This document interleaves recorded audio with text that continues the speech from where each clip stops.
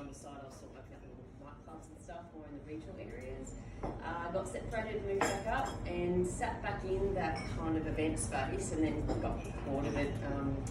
And then thought I better get into the corporate world. So then I became a PA, went EA, and then I ended up always end up being working with retail and people, a strategist, coordinator. So every one of my roles end up being in that space. So as a PA, EA, I've worked for companies like Panasonic, Bingley, Sydney, finally, and Yenda, used to be their EA.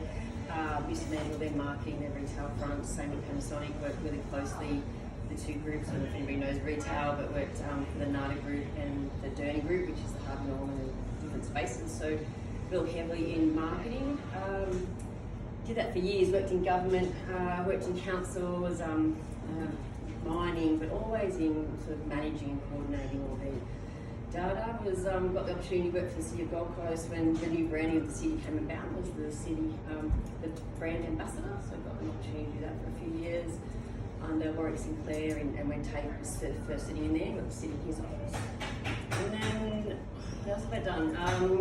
Probably by my late 30s, I decided to go back to school and did back-to-back in graphics and marketing, just to expand on my already existing knowledge. And then, yeah, sort of all through my early 40s, I kept staying in that space of marketing. I worked with pretty good different brands all around the place, floating between Sydney and here, and back and forward, government, council.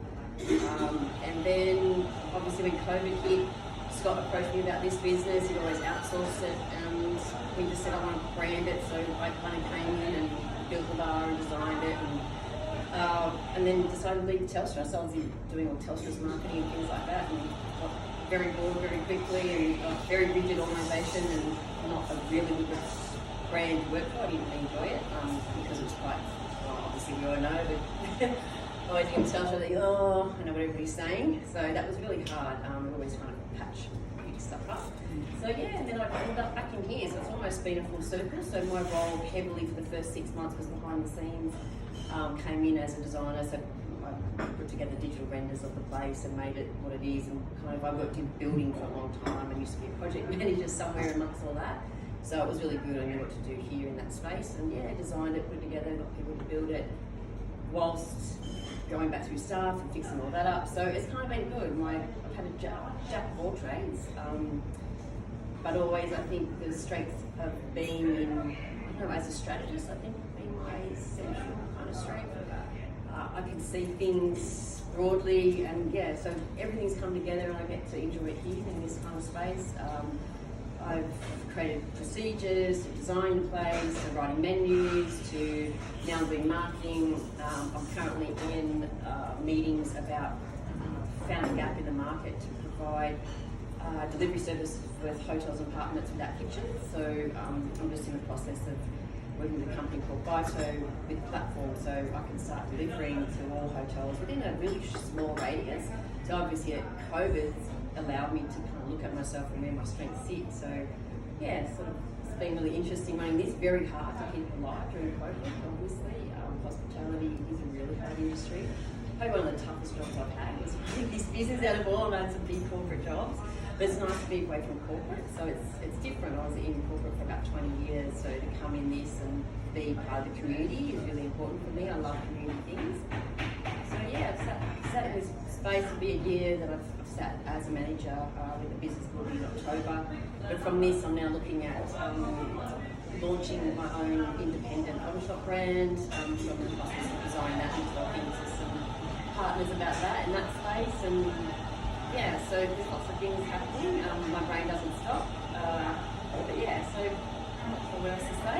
That's fun. Thanks for using our space as well. So when it comes just about Lime ourselves, we offer this space for events and all kinds of things, for meetings. We are looking at launching nights soon.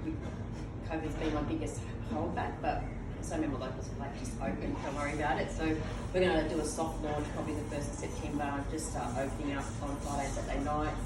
So we'll try to get my whole marketing scheme for this place was to be a local kitchen and bar, a really nice relaxed vibe.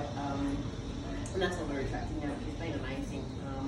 A I'm working in with a lot of really cool people. Kirsty's starting to do a lot of my videography in that space, which is awesome. So we've been blessed to have her work for us, and lost her last week. Still haven't accepted the resignations. But yeah, so it's really good. We've attracted some really good people helping us out and trying to keep, and that's kept this business going. There's weekdays like today where you guys come on in.